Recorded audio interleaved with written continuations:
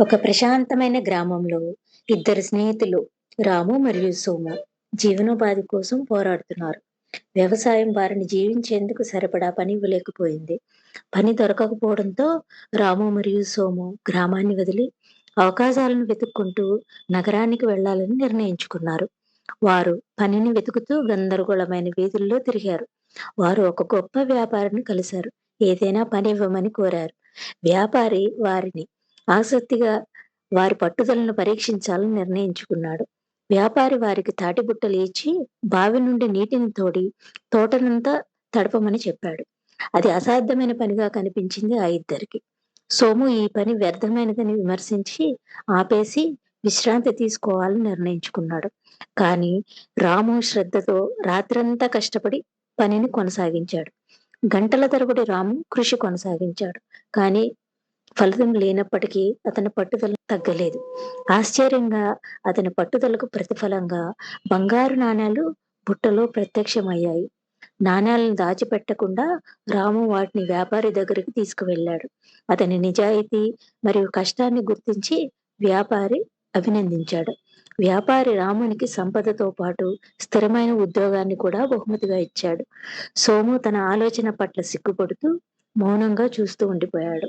సోము తన తప్పును తెలుసుకొని నగరాన్ని విడిచి తిరిగి గ్రామానికి వెళ్లాలని నిర్ణయించుకున్నాడు. రాము కష్టం అతనికి మాత్రమే కాక వ్యాపారి ఇంటికి సంపదను తెచ్చింది. సోము యొక్క కథ గ్రామానికి పాఠంగా మారింది. షార్ట్ కట్లు ఎక్కడికి తీసుకువెళ్ళవు, కానీ పట్టుదల ఎల్లప్పుడూ ఫలితాన్ని ఇస్తుంది. చివరికి ఇద్దరు స్నేహితులు విలువైన పాఠాలను నేర్చుకున్నారు. కష్టం విజయానికి నిజమైన మార్గం అని తెలుసుకున్నారు. రాముని కృషి మరియు పట్టుదల అతనికి విజయాన్ని తెచ్చిపెట్టింది. సోము తన పొరపాటును తెలుసుకొని తను కూడా కష్టపడటం మొదలుపెట్టాడు.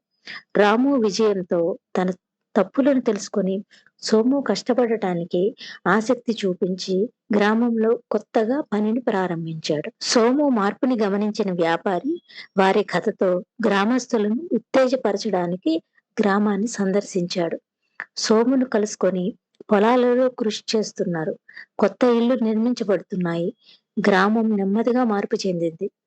ప్రతి వ్యక్తి కృషి చేస్తూ రాముని ప్రయాణం ఒక ఆదర్శంగా మార్చుకున్నారు. ఒకప్పుడు కృషి చేయక నీరసంగా ఉండే సోము తన జీవితంలో నేర్చుకున్న పాఠాలను దాని నుంచి గ్రామాన్ని అభివృద్ధి చేయడంలో నాయకుడిగా మారాడు. వీరిరువురి కథ కృషి మరియు నిజాయితీ ఎప్పుడూ ఉన్నతమైన ఫలితాలను ఇస్తాయని నిరూపించింది.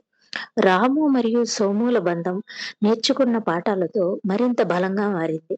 పరస్పర గౌరవంతో ఆత్మీయత పెరిగింది. వ్యాపారి గ్రామస్తులందరినీ కలిసి ఒక భారీ నీటి పారుదల వ్యవస్థ నిర్మాణం గురించి వివరించాడు. రాము మరియు సోము నాయకత్వం వహించి అందరినీ ఏకతాటిపై నడిపించారు. గ్రామస్తుల సహకారంతో నీటిపారుదల వ్యవస్థను పూర్తి చేసి సంబరాలు జరుపుకున్నారు. ఒక రైతు తాటిపుట్టను పట్టుకున్న విగ్రహాన్ని ఆవిష్కరించి వారి విజయానికి గ్రామ చిహ్నంగా నిలిపారు. రాముని కథ అమరత్వం పొందింది. కృషి గొప్ప మార్పుని తెస్తుందని గుర్తు చేస్తూ గ్రామ చిహ్నంగా నిలిచింది. గ్రామం ఇప్పుడు సస్యశ్యామలం, ఆనందంతో కలకలలాడుతుంది. పిల్లలు ఆకుపచ్చని పొలాల గుండా పరిగెడుతున్నారు. వారి ప్రయాణం కష్టపడి పనిచేసిన వ్యక్తులకే కాదు, వారి చుట్టుపక్కల ప్రజలకి కూడా ప్రయోజనం కలిగిస్తాయని నిరూపించింది. దీపాలతో గ్రామం ప్రకాశవంతంగా ఉంది. అందరూ ఆనందంగా సంబరాలను జరుపుకుంటున్నారు.